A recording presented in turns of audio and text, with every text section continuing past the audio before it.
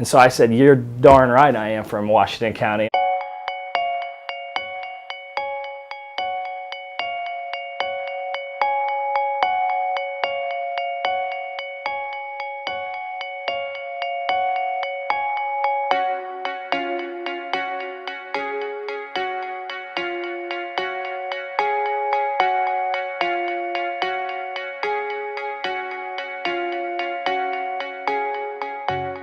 My name is Patrick Klein. I'm the Associate Head Women's Basketball Coach at The Ohio State University. I grew up in Belpre, Ohio, a small town in Washington County and one of the 32 Appalachian counties of Ohio. I had two amazing parents. I won the parent lottery. My mom was a teacher. My dad was a construction worker that worked his way up in the power plant. And the cool thing about them is they valued education, which is not always the case in our region. They pushed us, my brother and I, Zachary, they pushed us to get good grades and talk to us about the next steps in our life. But if you look back during my time in Belpre, it was the people that made it.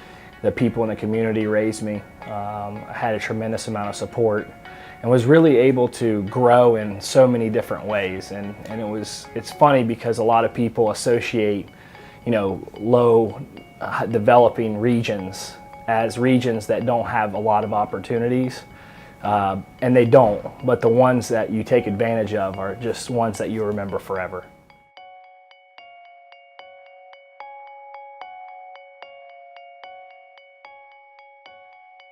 I come to Ohio State, went from a big fish in a small pond to very small fish in a ginormous pond. 55,000 students here at Ohio State, and my hometown had 5,000 in it. When I got there, I received a letter, and it was a letter from the Office of Minority Affairs.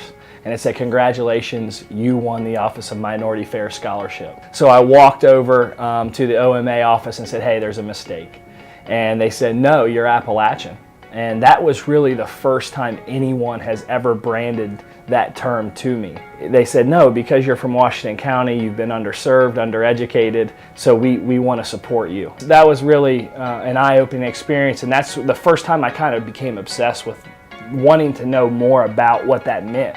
Why was it underserved? And I look back to my career at Belpre because I had such a positive experience that I wanted to see what was it that was where the inequalities existed.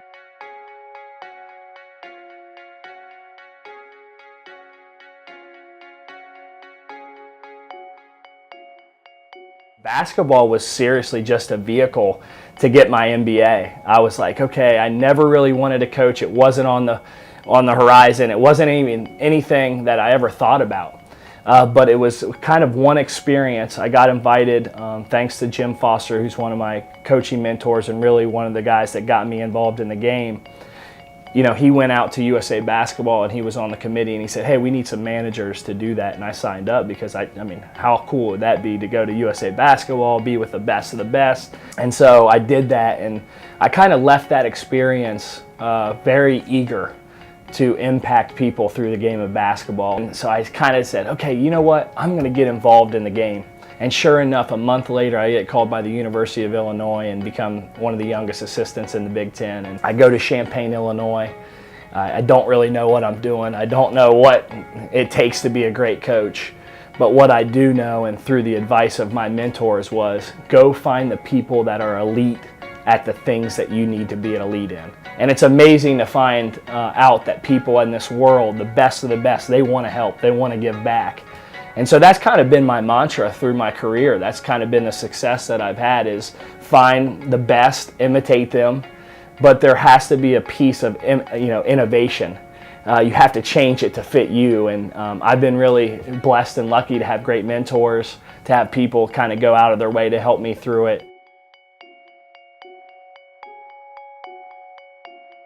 So I get a call from Ohio State and it says, hey, come back and work with our program. And for me to get that call, it was like the pinnacle. I mean, 27 years old, rolling across, back on 70, coming back to Columbus in a U-Haul. And there was just one piece missing. There was kind of this passion piece, this something deep down that was missing, and it really brought me back to that moment of thinking how I got there. How did I get to this point? And I look back at my hometown and I knew there was something that I wanted to do to give back, and I just didn't know what that looked like.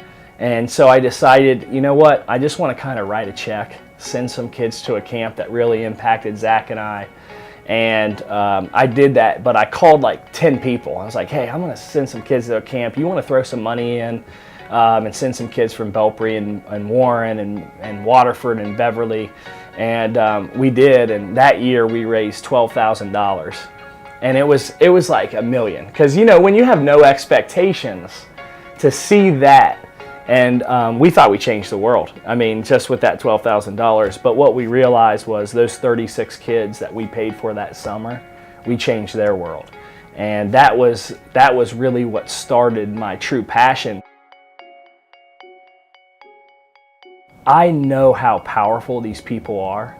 And I know sometimes for a lot of them, it just takes one person to believe in them.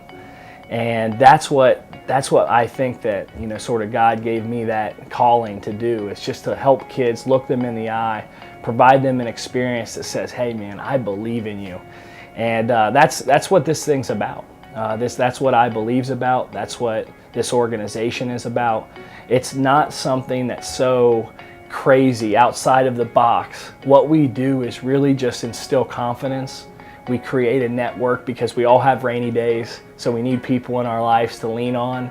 I think we need to start talking about people and how we can get them to give back. And I think that if we create a network of people that are proud to be from the region, they'll always give back. The more kids that we give these opportunities, the more kids that we have sort of this development, the more time and more people that can go out there and change it. Honestly, I get too much credit. I mean, it's the students, it's the team, it's the volunteers, the college kids that volunteer, the teachers that volunteer. They're the ones that are creating the magic. But if it takes me every single day waking up and being that spokesman for this region, then I'm willing to do it because these people deserve it. They're hardworking, they're godly people, and I'm really proud to represent that region. Incredible. All right, thank you.